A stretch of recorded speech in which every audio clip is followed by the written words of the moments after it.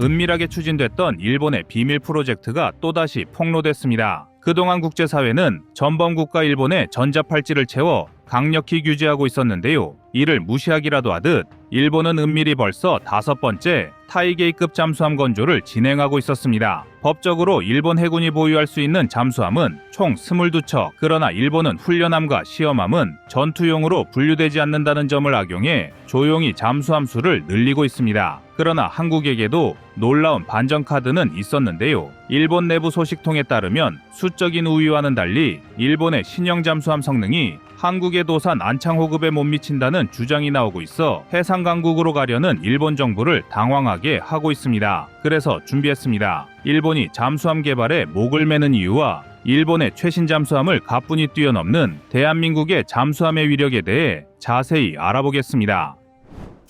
여러분의 구독과 좋아요가 꺼리튜브 운영에 많은 힘이 됩니다.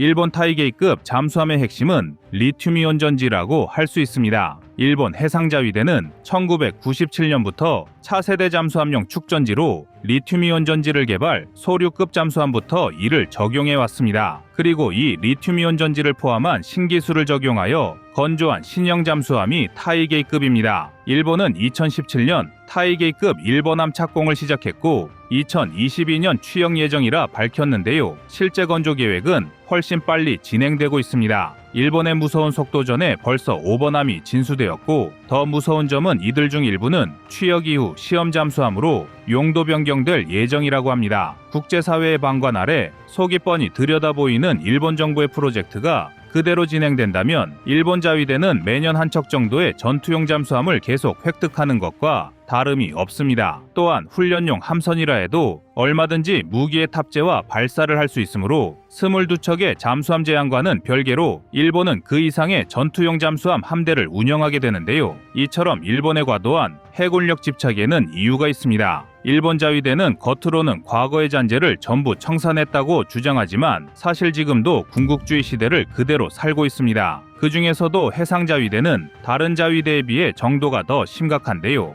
그 이유는 구 일본 해군을 그대로 계승했기 때문입니다. 1945년 원자폭탄 2발을 맞고 항복한 일본은 그해 12월 미군에 의해 해군성이 해체되면서 공식적인 해군 체계가 모두 폐기되었습니다. 그러나 미군정은 자신들의 편의를 위해 일본 해군의 잔존 병력 중 일부를 존속시켰는데요. 일본 열도에 깔린 수많은 기뢰를 제거하기 위한 소해부대와 폐잔병 문제를 해결하기 위해서였습니다. 당연히 해군성 소속의 장교들이 그대로 자리만 바꿔 권력을 쥐게 되었고 전범으로 쫓겨난 일본 육군과는 달리 이들은 현재 일본 해군의 근간이 된 것입니다. 또한 해상경비대 소속의 장교와 부사관 중 무려 98%가 일본 해군 출신으로 채워지게 되었는데요. 이 정도면 아시아에서 폐악질을 부리던 전범군인 일본 해군이 그대로 부활한 것이나 마찬가지입니다. 그래서 해상자위대는 다른 자위대보다 일본군의 색채가 강하게 느껴지는 것입니다. 배경이 이렇다 보니 일본 군부는 과거의 죄를 사과하고 보상하기보단 군국주의 시대의 영광을 되찾기 위해 전력 강화에 혈안이 되어 있는데요. 특히 잠수함 전력 강화에 많은 역량을 집중하고 있습니다. 주변국의 비난과 견제를 받는 수상함보다는 잠수함이 상대적으로 눈총을 덜 사고 함대의 규모를 숨기기 좋으며 은밀하게 기동하기 때문에 몰래 군사 도발을 하기에도 유리하기 때문입니다. NTI 국제학연구소에 따르면 일본은 2022년에 이미 22척의 공격형 잠수함 외에도 2척의 훈련 잠수함을 운영 중으로 5개 전대로 나뉜 2개 잠수함 함대를 배치한 상태인데요.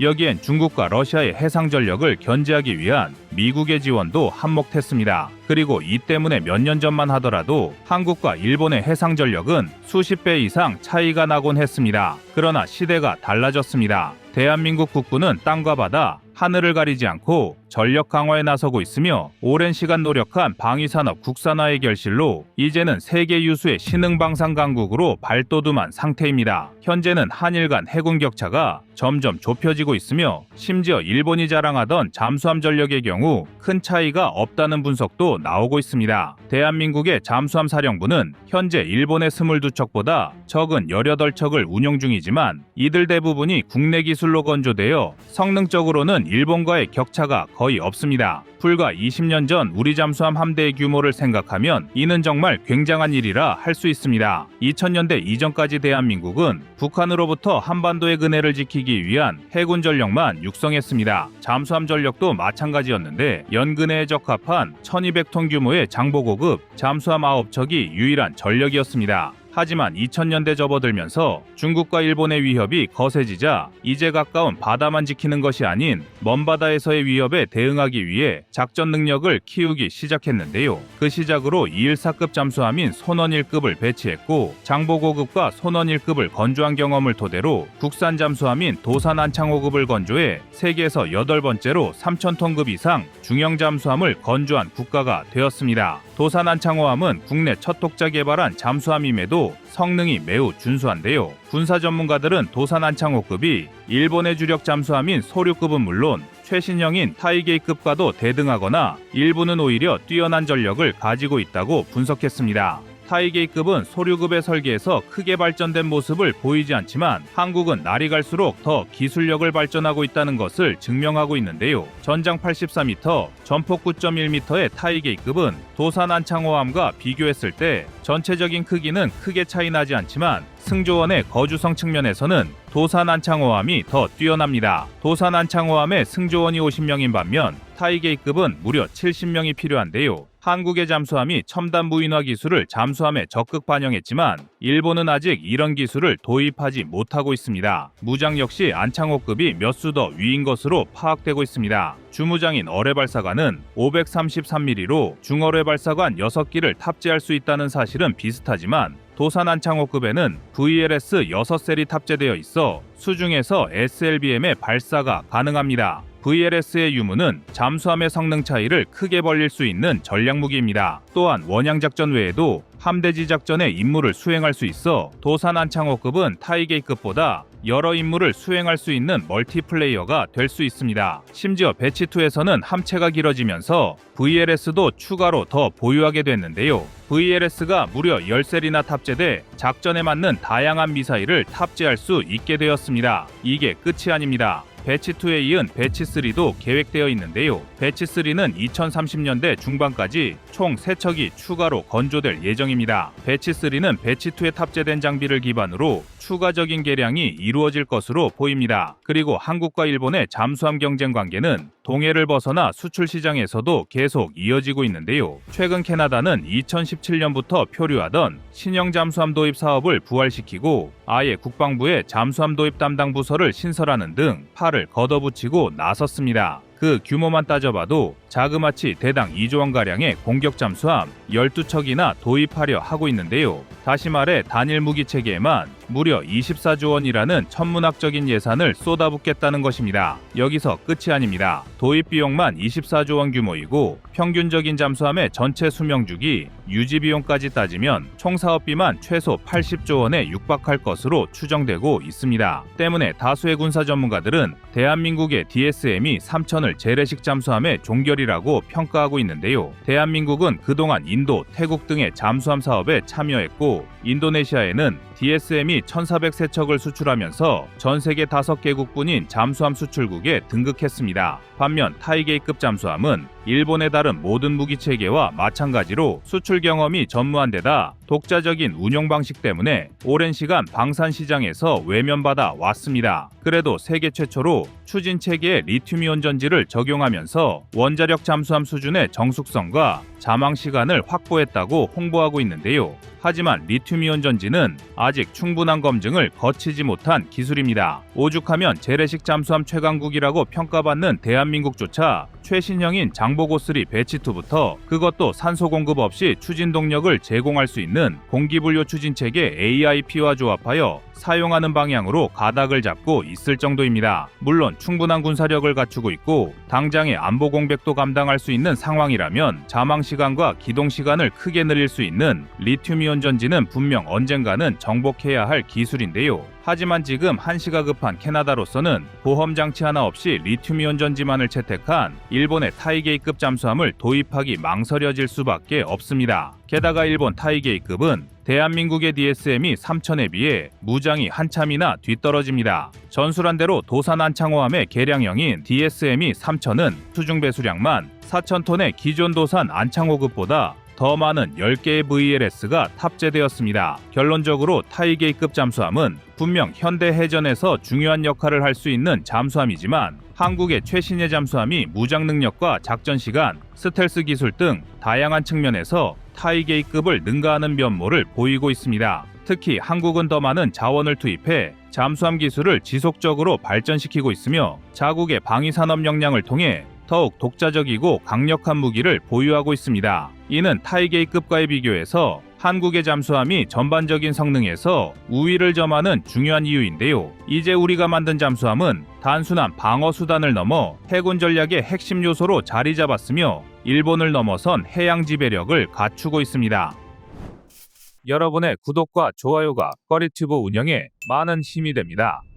다음은 24년 9월 7일 대만 잠수함 압박 영상입니다. 중국은 대만을 침공하기 위해 해군력을 강화하고 있습니다. 중국은 현재 3척의 항공모함을 보유하고 있는데요. 이 항공모함들은 중국 해군의 핵심 전력으로 대만 해협에서의 작전 수행 능력을 대폭 향상시키고 있습니다. 또한 중국은 이미 디젤 추진 항공모함을 넘어 핵추진 항공모함 건조를 진행하고 있습니다. 핵추진 항공모함은 연료 재공급 없이 장기간 작전을 수행할 수 있어 작전 범위와 지속 능력에서 상당한 이점을 제공합니다. 그리고 중국은 전략 핵잠수함을 포함한 다양한 잠수함 전력을 보유하고 있으며 특히 잠수함 발사 탄도미사일인 JL-2와 개량형 JL-3 미사일을 통해 중국은 미국을 포함한 장거리 목표물을 타격할 수 있는 능력을 갖추게 되었습니다. 이로 인해 중국의 잠수함 전력은 대만뿐만 아니라 전 세계적으로 군사적 영향력을 행사할 수 있는 수준에 도달했습니다. 앞서 언급한 것처럼 중국 해군의 함정 숫자는 미 해군을 넘어설 정도인데요. 구축함, 호위함, 잠수함 등의 다양한 함선을 대규모로 건조하고 있으며 최신 기술을 적용하여 함대의 현대화를 추진하고 있습니다. 게다가 오로지 대만 침공을 목적으로 정보전 및 사이버전 역량 증대에 초점을 맞추고 있습니다. 정보지원 부대를 신설하고 군사 정보전 역량을 강화하고 있는 것인데요. 이 부대들은 대만 침공 시 정보 수집과 전자전 수행, 사이버 공격 등을 통해 대만의 방어 시스템을 무력화하는 데 중추적인 역할을 할 것으로 예상됩니다. 현실적으로 대만이 단독으로 중국의 군사력에 대응하는 것은 불가능에 가깝습니다. 그렇다고 손을 놓고 기다릴 수만은 없는 노릇이라 대만도 나름대로 군사력 강화에 적지 않은 예산을 투입하고 있는 중입니다. 특히 해군력 증강에 중점을 두고 있는데요. 최근에는 캉딩급 호위함의 성능을 대폭 향상시키고 있습니다. 캉딩급 호위함은 1990년대에 처음 도입된 이후 오랜 기간 동안 운용되어 왔으나 변화된 작전 환경의 요구를 충족하기 위해서는 현대화가 필요한 상황입니다. 이를 위해 대만은 캉딩급 호위함 6척에 대한 전면적인 성능 개량을 추진하고 있습니다. 특히 챙더함이 전투 시스템 성능 향상 프로젝트의 시험함으로 선정되어 다양한 무기 및 레이더 시스템이 거의 완전히 해체된 후 대만 중산국가과학기술연구원이 개발한 화양 수직 발사 시스템과 32기의 하이첸투 TC-2N 함대공 미사일을 장착할 예정입니다. 또한 영국 방산업체 BAE 시스템의 997 레이더로 탑재 레이더 시스템을 교체하여 탐지 및 추적 능력을 대폭 향상시킬 계획입니다. 또한 기존 함선의 통신장치 및 디코이 발사대와 같은 중요 시스템들의 업그레이드도 이미 완료하거나 진행 중에 있습니다. 그러나 대만이 아무리 함정을 도입하고 성능 개량을 한들 물량에서 중국의 상대가 되지는 못하기 때문에 가장 우선시해야 하는 것은 역시 비대칭 전력인 잠수함 도입입니다. 이런 계획의 일환으로 대만은 2023년 9월 28일 첫 자국산 잠수함인 하이쿤급의 일본함을 진수했습니다. 하이쿤급 잠수함 건조는 대만의 독자적인 방위력을 강화하기 위한 중요한 이정표로 평가받고 있습니다. 대만은 중국의 견제로 인해 외국으로부터의 무기 도입에 많은 어려움을 겪어왔고 잠수함 도입 또한 예외가 아니었습니다. 현재 대만이 보유한 잠수함들은 대부분 심각한 노후화 상태에 있으며 새로운 잠수함 전력이 절실히 필요한 상황이었습니다. 이에 대만 대만은 2014년부터 미국과의 협력을 통해 자체적으로 디젤 전기 추진 잠수함을 건조하겠다는 계획을 수립하게 되었습니다. 하이쿰급 잠수함은 대만의 가오슝에 위치한 대만국제조선공사에서 건조되었으며 길이 약 70m, 수중 배수량 약 2,500톤급으로 추정됩니다. 미 해군의 AMBYG-1 잠수함 전투관리 시스템을 장착하고 있으며 주요 무장으로는 미국산 마크 48, 모드 6 어뢰와 UGM-84 L 하푼블록2 잠수함 발사 대함미사일을 탑재하고 있습니다. 여기에 AIP 대신 자국업체가 개발한 고효율 배터리가 장착되고 최신 리튬이온 배터리를 기반으로 한 것으로 분석됩니다. 하지만 중국의 침략에 맞서 대만을 방어하겠다고 공공연히 입장을 표명해온 미국은 앞과 뒤가 다른 행동을 일삼고 있습니다. 대만은 자체적으로 개발한 하이쿰급 잠수함의 건조 과정에서 미국의 무리한 요구로 인해 많은 어려움을 겪고 있는 것인데요. 대만은 모두 7척의 디젤 잠수함을 건조할 계획이었으나 첫 번째 잠수함인 하이쿰급 1번함이 시험 평가 중임에도 불구하고 건조 비용이 예상보다 크게 증가하며 난관에 봉착한 상태입니다. 대만은 미국의 방산 기업들로부터 주요 기술과 장비, 부품 등을 제공받았지만 미국 기업들은 시스템 테스트와 개발에 필요한 관련 비용을 모두 대만 측에 떠넘겼습니다. 이로 인해 설계, 부품, 장비, 무장 등 다양한 항목에서 예상치를 훨씬 초과하는 비용이 발생하게 되었고 결과적으로 대만은 처음 계획했던 것보다 훨씬 더 많은 자금을 투입해야 하는 상황에 직면하게 되었습니다. 하이쿰급 1번함의 건조에 들어간 비용은 한화로 약 2조 2,400억 원에 달했지만 이번 함부터는 비용이 줄어들 것으로 예상했습니다. 그러나 미국 측이 제시한 이번 함의 건조 비용은 1조 7천억 원이나 돼서 대만 국방부는 미국 기업들에게 비용 인하를 요구했지만 미국은 이를 단호하게 거절했습니다. 그렇다고 미국을 외면할 수도 없는 상황입니다. 대만은 중국의 압박으로 인해 다른 나라로부터 기술이나 부품을 제공받기 어려운 상황에 놓여 있어 사실상 미국에 의존할 수밖에 없는 처지입니다. 그러나 건조 비용의 급증으로 인해 대만 의회 내에서는 잠수함 건조 사업에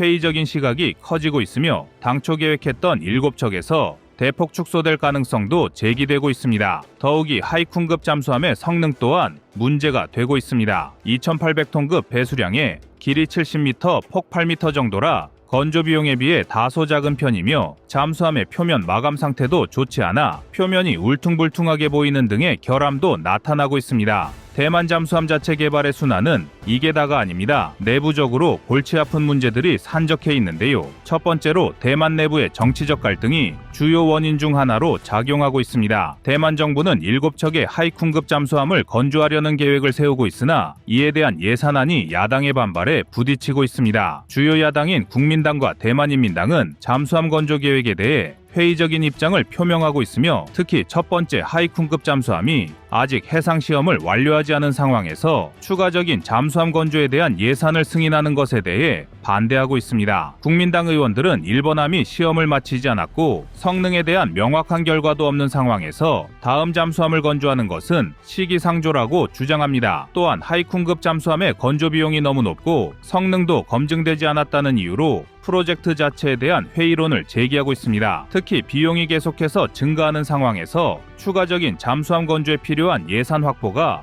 어려울 수 있다는 우려가 커지고 있습니다. 또한 대만 내부에서 잠수함 자체 건조 프로젝트를 둘러싼 의견이 분열되면서 하이쿰급 잠수함 개발의 진행 속도와 방향성이 불확실해졌습니다. 대만 정부는 잠수함 건조를 통해 대만의 해군력을 강화하고자 하지만 야당의 반발로 인해 국방 예산의 승인이 지연되거나 축소될 가능성이 큰데요. 이로 인해 하이쿰급 잠수함 건조 프로젝트가 당초 계획된 7척에서 축소될 수 있으며 이는 대만의 자주 국방 능력에 큰 타격을 줄 수 있습니다. 이와 달리 대한민국은 한국은 오랜 기간 동안 축적해온 잠수함 기술을 바탕으로 최신형 잠수함을 건조하며 세계적인 잠수함 강국으로 자리매김하고 있습니다. 대표적인 예로 대한민국 해군의 도산안창호급 잠수함 시리즈는 그 기술적 정점에 서 있는 무기 체계로 평가받고 있습니다. 도산안창호급은 3,000톤으로 길이 83.5m, 폭 9.6m에 이르는 잠수함으로써 AIP를 적용하여 장시간 자망이 가능하며 어뢰, 기뢰 등 다양한 무기를 탑재할 수 있습니다. 특히 6발의 SLBM을 발사할 수 있는 능력을 갖추고 있어 전략적 억제력 측면에서 중요한 역할을 하고 있습니다. 여기에 더해 후속 함정인 암무함과 신체호함은 더욱 경제적이고 효율적인 건조 비용을 달성한 것으로 알려져 있습니다.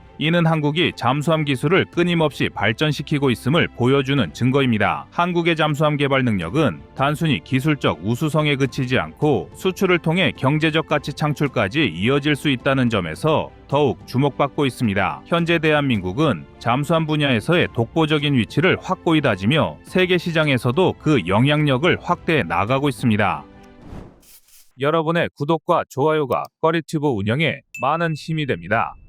다음은 24년 8월 19일 대중국 무기 영상입니다. 미국은 중국의 군사적 위협에 대응하기 위해 인도-태평양 지역에서 새로운 무기체계와 장비를 개발하고 있습니다. 주요 무기체계로는 극초음속 무기 LRHWCPS, 무인 미사일 차량 공중발사형 SM-6부터 미 해병대와 육군을 지원할 새로운 수송함과 다르파의 리버티 리프터도 개발 중인 것으로 알려졌습니다. 이런 신무기의 개발과 배치엔 동맹국인 일본과 필리핀의 협력도 중요한 역할을 하지만 중국 본토를 가장 위협할 무기인 티폰 미사일 시스템은 대한민국의 협조가 없이는 즉시 전력화가 불가능할 전망이고 때문에 우리 정부의 결정에 미국과 중국의 눈과 귀가 쏠려 있는 상황입니다. 티폰 시스템은 기존의 미사일 시스템을 대체하기 위해 미국이 개발한 중거리 미사일 체계로 러시아와 중국의 위협에 대응하기 위해 설계되었습니다. 티폰이란 이름 자체의 유래가 괴물을 뜻하는 영단어 타이푼에서 왔으며 그리스 로마 세계관에선 모든 괴물의 아버지로 등장할 만큼 땅의 모든 것을 태워버리는 그야말로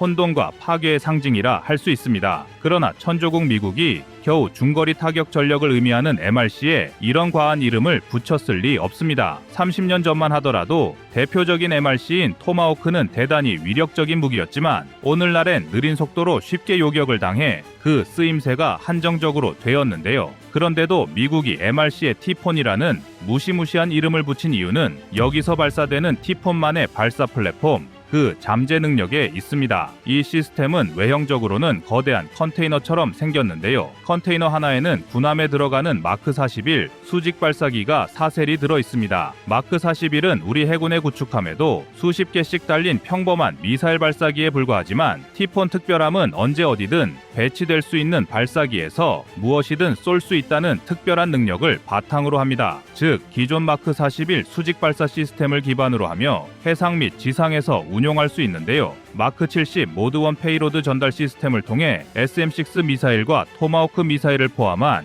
다양한 미사일을 발사할 수 있습니다. 현재까지 공식 발표된 티폰의 무장은 사거리 약 1700km의 신형 토마호크 블록 5와 사거리 약 370km의 SM-6 미사일 두 종류지만 간단한 소프트웨어 업데이트로 더 다양한 무장 운용이 가능합니다. 제조사인 로키드 마틴사의 발표에 따르면 토마호크와 SM-6뿐만 아니라 스텔스 장거리 대함 미사일인 LRASM, 개량형 SM-6 블록 1B, ICBM 요격용 SM-3 미사일까지 적재 발사가 가능하다고 하는데요. 최대 2900km에 이르는 사거리로 중거리 표적을 타격할 수 있는 것입니다. 또한 기동성과 유연성이 뛰어나 해상과 지상 모두에서 다양한 작전 환경에서 활용될 수 있는 강력한 미사일 시스템입니다. 더구나 티폰은 데이터 링크를 통해 표적 정보를 받아 미사일을 쏘는 단순한 시스템이기 때문에 이론적으로는 미군이 사용하는 미사일 중 마크 41 수직 발사기를 이용해 발사되는 거의 모든 미사일을 다 쏠 수 있습니다. 이 시스템은 특히 인도-태평양 지역에서 중국의 해상 및 육상 목표물에 대한 정밀 타격을 목표로 하고 있으며 미국의 다영역 작전을 지원하기 위해 설계되었습니다. 티폰은 빠르게 전개될 수 있는 이동식 시스템으로 적의 도발에 신속하게 대응할 수 있도록 설계되었습니다. 그렇다면 중국이 티폰을 두려워하는 이유는 파괴력과 호환성뿐일까요? 아닙니다. 여기서 중요한 것이 대한민국의 역할입니다. 만약 미국이 중국과의 지역전, 전면전을 염두에 둔다면 중장갑 기계화 부대를 중심으로 한 지상전보다는 도서 지역에 배치되는 장거리 미사일 시스템을 우선시할 것으로 보이는데 한반도는 이런 전략의 핵심 요충지이기 때문입니다. 컨테이너에 포장된 티폰 미사일 시스템이 토마호크나 SM-6 등의 미사일과 함께 수송기로 운송하여 도서 지역에 배치된다면 비상 상황 시 발사하고 이동하는 식의 작전이 될 것으로 보이는데요. 나중에 후술하겠지만 인도 태평양 지역에 배치되는 무기 체계와 이동 수단이 대부분 이런 전략의 일환으로 개발되었으며 미 해병대 역시 전차 비중을 줄이고 신무기로 무장한 부대로 개편 중입니다. T4는 해상에서도 위력을 발휘할 수 있습니다. 오르카 같은 무인 잠수정과 USV에 장착된 토마호크, 하푼, 패트리어트 등의 대공 시스템과 어뢰 등으로 중국 함정의 길목인 서해를 지킨다면 중국군은 옴짝달싹 못한 채 본토에서 괴멸될 가능성이 높습니다. 물론 그렇다고 티폰 미사일 시스템의 한국 배치에 대한 논의가 현재까지 공식적으로 발표되거나 물 위로 떠오른 적은 없는데요. 우리로선 사드 사태 때와 같은 외교적 위험성을 벌써부터 감내할 필요가 없고 미국도 마찬가지로 동맹국의 피해나 이탈을 예방하기 위해서입니다. 그러나 대부분의 전문가가 유사 상황 시 티폰의 한국 배치를 확실시하는 이유가 있는데요. 바로 티폰은 태생적으로 한국 배치를 전제로 개발된 무기체계이기 때문입니다. 지난 6월 미 의회 조사국 보고서에는 티폰 미사일 시스템의 사거리 제한을 고려할 때 이들 부대를 해외 기지에 배치하지 않으면 이들 부대의 효과를 제한하거나 존재 자체를 부정하는 것이라고 명시되어 있는데요. 다시 말해 T4는 미국 본토가 아닌 해외, 특히 중국과 가까운 곳에 반드시 배치되어야 하는 무기라는 태생적 한계를 지정한 것입니다. 물론 미국은 여전히 이것을 어디에 배치할지는 정책 이반자와 외교관, 해당 정부가 결정할 과제라며 한발 뺀 모양새를 하고 있지만 최적의 배치 장소가 한반도란 사실은 그 누구도 부인하지 못하고 있습니다. 가령 주한미군이 배치된 오산과 평택, 군산기지에는 C-17이나 C-5 같은 군용 수송기는 물론 초대형 컨테이너를 나를 수 있는 대형 화물기들이 즐비한데요. 즉 우리가 마음만 먹는다면 언제든 북한의 심장부와 중국의 본토를 타격할 수 있는 전략 무기를 자유자재로 배치할 수 있다는 뜻입니다. 그런데 T4의 무서움은 여기서 끝이 아닙니다. 위성과 레이더로 적국의 움직임이 낱낱이 포착되는 현대전에서 자유로운 배치가 무슨 의미가 있냐고 반문할 수도 있지만 T4의 발사기엔 토마호크뿐만 아니라 사거리 560km의 스텔스 대함 미사일인 LRASM, 극초음속 미사일 요격 능력을 가진 신형 SM-6 블록 1B, ICBM 요격 능력을 가진 SM-3 블록 2A도 장착이 가능합니다. 가령 평택과 오산, 군산기지에 T4 1개 포대를 각각 배치한다면 이들은 유사시 북한 중국이 탐지하기 어려운 스텔스 미사일인 LRASM 48발을 동시에 발사하게 되는데요. 북한 전역은 물론 서해상에서 작전 중인 적의 군함을 마음껏 타격할 수 있습니다. 여기서 또 한 가지 중요한 점은 LRASM의 기본 사거리는 560km에 불과하지만 최대 비행거리는 900km가 넘기 때문에 위성 데이터 링크가 끊어지지만 않는다면 다롄과 칭다오 등 중국 해안과 본토에 위치한 중국의 핵심 군사기지에도 치명타를 가할 수 있습니다. 여기에 SM-6 미사일을 개량해 항공기와 순항 미사일은 물론 전술 탄도 미사일과 극초음속 무기도 요격할 수 있도록 만든 SM-6 블록 1B 미사일도 대단히 위협적입니다. T4에서 발사된 이 미사일은 반경 500km 내의 모든 공중 표적을 공격할 수 있어 신의주와 신포 이남 지역은 물론 산둥반도 상공의 모든 비행체를 요격할 수 있는데요. 대함 타격 능력도 있으므로 서해상, 공중해상 모든 표적에 치명적인 공격을 가할 수 있습니다. 그리고 미군은 지난 6월 28일 T4 시스템에서 발사된 토마호크 순항 미사일 테스트에 성공했습니다. 1991년 모두 폐기했던 지상 발사 순항 미사일을 32년 만에 다시 부활시킨 것인데요. 그러나 전술의 뜻, 구슬이 서말이라도 꿰어야 보배입니다. 아무리 위력적인 미사일을 개발했다고 해도 적절한 배치와 운용 없이는 무용지물에 가까운데요. 과연 미국과 한국 정부는 이 괴물 미사일의 용도에 대해 어떤 합의를 한 것일까요? 중요한 것은 미국과 한국 정부의 의지라 할 수 있는데 여기서 유추할 수 있는 또 하나의 사실은 미국 의회가 T4 4개 포대 도입 예산을 2024 회계연도에 확보했다는 것입니다. 즉, 이 예산은 올해 말까지 써야 하는 돈이고 때문에 이르면 내년 초에 실전 배치에 대한 논의가 현실화한다는 뜻입니다. 그리고 여기엔 배치가 거의 확실시되는 대한민국의 희생과 피해가 예상되고 있습니다. 과거 중국은 사드 배치 때도 보복과 외교 갈등을 불러일으켰는데요. T4는 사드와는 차원이 다른 전쟁의 향방을 바꿀 수 있는 전략 무기입니다. 당연히 T4이 대한민국에 배치된다면 그 부담은 오로지 우리 정부와 대한민국 국민의 몫이 될 텐데요. 미국은 동맹국의 희생 대신 어떤 반대급부를 제안할 것이고 우리는 미국으로부터 많은 것을 얻어낼 수 있는 협상 전략을 짜야 할 것입니다. 이상 꺼리튜브였습니다.